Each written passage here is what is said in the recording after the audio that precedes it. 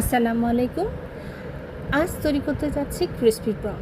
আমরা প্রন অনেকভাবেই খেয়ে থাকি, তবে এভাবে প্রনটা বানালে বেশ মজাদার লাগে এবং এখান থেকে একটি ব্রেড ক্রাম্ব তৈরির পদ্ধতিও শিখে নিতে পারবেন।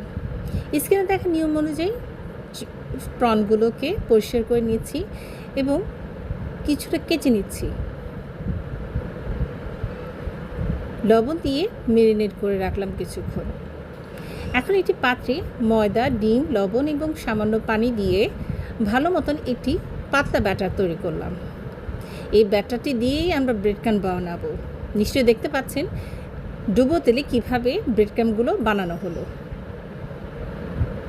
এই ব্রেড ক্রাম্বগুলো অন্যান্য বিভিন্ন উপকরণে বানানোর সময়ও ইউজ করতে পারেন।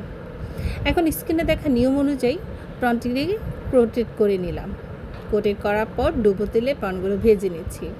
ক্রিস্পি করে ভাজা হয়ে গেলে পরিবেশন করতে পারবেন আপনাদের মজাদার ক্রিস্পি প্রন।